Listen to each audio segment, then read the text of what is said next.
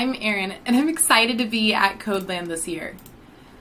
Before we begin, I would like to share a little bit more about myself. By day, I'm a senior community advocate at Orbit, helping bridge the gap between the community of users with our product team. Outside of Orbit, I work as a technical advisor to the Studio 20 Media Innovation Graduate Program at NYU. And for a hobby, I'm a stand-up comedian, and I regularly perform sets in the Brooklyn, New York area. And you're probably wondering why I'm telling you all this. We have this perception, and it's really a wrong perception at that our personal values, interests, hobbies, identities, and all that makes us who we are kind of leaves itself at the door when we sign up for a role in tech. We sacrifice our interests, our side hustles, our projects, all because of this one-size mentality that exists when it really shouldn't. But the truth is should we really blame ourselves? The concept of giving up your own identity has been told through our media through shows like Black Mirror, Silicon Valley, Severance, and a personal favorite of mine, Ugly Betty. You see these cases of people trying to struggle to fit into who they are, exist in certain ways, or polish themselves to act or perform a certain ways in order to fit in. This pop culture myth is continued to perpetuating these tropes that tech ethics and ethics within these organizations are just idealistic myths rather than reality. So what does this mean for us as individuals when we're pursuing a future in tech? How can we retain our sense of sanity and organizational interest all in one happy environment? How do we not give up our sense of self and our understanding for this kind of best practices scenario? First off, the way that we work, live, and collaborate has so drastically changed over the past 2 years. We now live from we work and live from very much the same little bit. This desk that I do my day job at is very much the same desk I'm taking a sketch writing class at. You know, the podcast that I record is the same skills that I use when I'm teaching tech demos. However, by sharing this information proactively, we can create a more trusted, collaborative culture at our workplace. Right now, we have a few problems in our current landscapes.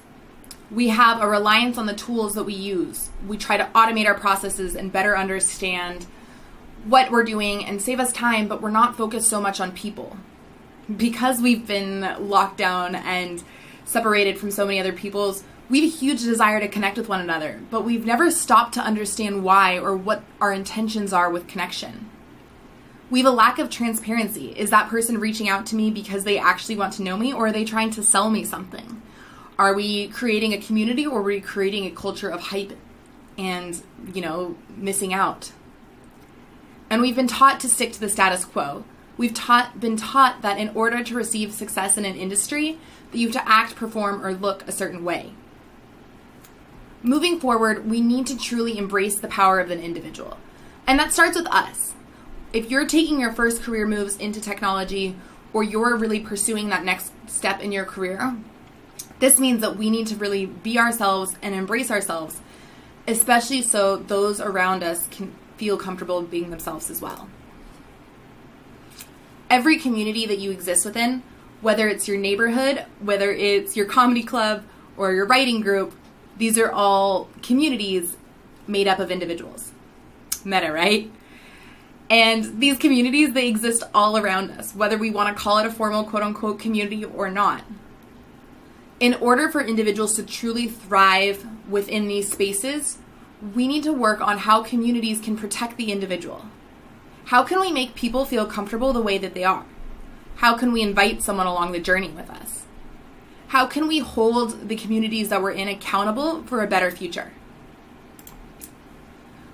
We often blame our problems on an individual. I think of the cases of, Elizabeth Holmes and, Theranos, and how she really kind of took the heat for a lot of what happened. But what if one person pushed back? What if one person really, called her out for what was wrong? What if just one person said, you know what, I don't think this is a good idea? In order to build a better future, we need to not be afraid of being that one person. We should celebrate individual beliefs that we're partaking in and celebrate the actions that we do. We should highlight our coworkers, our colleagues, and accomplishments that they do inside the workplace and outside the workplace. We should honor those who have strong individual ethics. We need to honor what people believe in, what are excited about, and what crosses a line. We need to embrace an attitude of see something, say something. If something's not making you feel right or cringe a little in your gut, how can you embrace this idea of collaboration and foster a new way of looking at things? And lastly, by being proactive with our individual ethics, we can create a culture of contribution and conversation, creating a back and forth dialogue of what's next and how we can work together on things. With all of these in mind, let's create a better future together. It's going to sound a little cheesy, but when we talk about communities and protecting the individuals, yeah, there's a lot of people who do bad, and that's usually who you hear about in the latest Hulu documentary or Netflix show about co-working spaces gone awry. But the perk is we can also see the good in the world. I like to pull out this quote from Carl Sagan. From this distant vantage point, the earth may not seem of any particular interest, but for us, it's different. Consider again that dot. That's here. That's home. That's us. On that dot, everyone you know, everyone you love, and everyone you ever heard of lived out their lives. The aggregate of our joy, suffering, thousands of confident religions, ideologies, and economic doctrines, every hunter and forager, every hero and coward, every creator and destroyer of civilization, every king and every peasant, every young couple in love, every mother, father, and hopeful child, inventor and explorer, every teacher and morals, every corrupt politician and every superstar, every supreme leader, every saint and sinner in the history of our species has lived there, on that mote of dust suspended in a sunbeam. We live right alongside those who are making us all kind of look bad. So how do we create a culture of inclusivity when we're sitting next to some people that we're getting a little curious about? When Twitter feels like that aggressive, hard, intense place to be?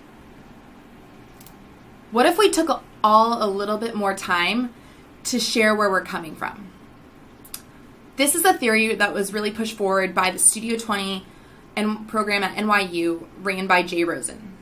And he pioneered this idea of a coming from statement, largely inspired by other journalists, namely Casey Newton that reports on the Platformer newsletter. A coming from statement is a statement published by a journalist or a newsroom that discloses core values, fundamental beliefs, point of views, history, background, financial ties, or anything else that could influence the way that they do journalism. What if we took this idea of a coming from statement and applied it to our own individual code of ethics? For my own personal work, I have created a coming from page on my website. This allows people who work with me and people who might want to work with me at some point, whether it's from a freelance perspective, if it's in a hiring statement, or if I'm applying for a talk like Codeland, to know where are my personal values and ethics, and do I align with them? I often also include what I'm not interested in doing, what things are explicitly not within my realm. This saves both the other individual and the other party time, but it also protects my own ethics. Moving forward, we really call this this idea of transparency is the new objectivity. Objectivity means that we hold two truths to be equal and looking at them with no opinion. However, if we're transparent, it means that we can safely take a stance on an individual idea or notion because we've fully acknowledged it. And sometimes acknowledging it means that we don't know everything about a situation. So, what does transparency look like in practice? I'm going to tell you a little bit of a story. Early on in my career, I had a really great mentor. I think this was at an internship that I was doing a nonprofit at. And I used to think my manager was a little bit nuts. She'd come in and I'd be like, you know, good, whatever. She'd ask how I was doing, and I would kind of just put my head down and get to work, not really wanting to entertain a conversation. And she'd almost hold me awkwardly long to talk with me. She'd be like, oh, well, I'm tired. I need a nap. I need so on and so forth. Insert thing here. She would explain what was going on in her personal life and almost encourage me to do the same because she was open first. She never let us get away with saying, I'm good. She made us dive in. Why are you good? What makes your day good today? If you're not doing so hot, why aren't you hot? Can I fix something, or do you not want to talk about it?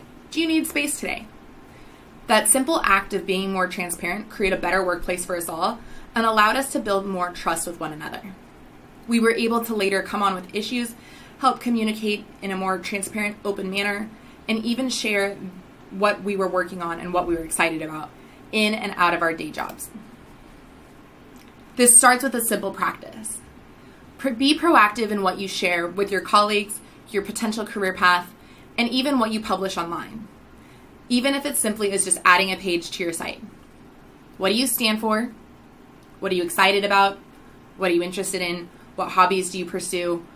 What ethics do you support? What don't you tolerate? What issues are no-go for you? What topics do you not entertain? What are your non-negotiables?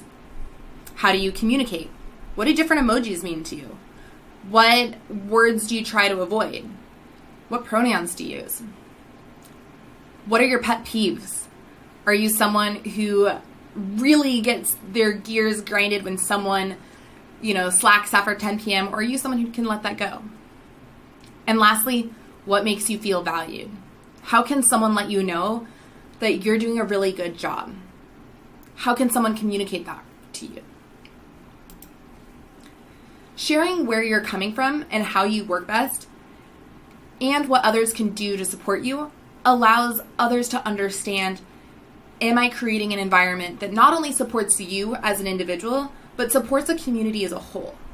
We're now able to kind of explore new options and new ways of working together, all before we even start that collaborative process. Whether it's a freelance opportunity, a speaking opportunity, or even that next dream job, being proactive in your needs will also leave you more satisfied in what you're working on. Identifying that personal code of ethics is essential in knowing where you stand and what will leave you fulfilled. There's nothing worse, and I've been there unfortunately, than getting into that job role and realizing 3 months in, I thought I could do it. I thought these were just little nitpicky things, but really I can't. This is not value aligned. This is not work that brings me joy. This is not something that I'm really interested in continuing. Even writing out this can let you know what opportunities you should be seeking out. And for an individual, there's a lot of benefits other than just feeling happy in your job. You'll be able to know, are your needs met? You can easily know, can I trust this person that I'm going to work with?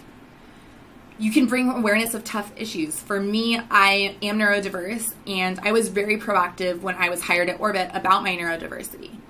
This makes it open, and I've now opened the door for other members. If they do want to have these open conversations, it's now open. That in turn can contribute to culture creation. What does your company value? How do they value it?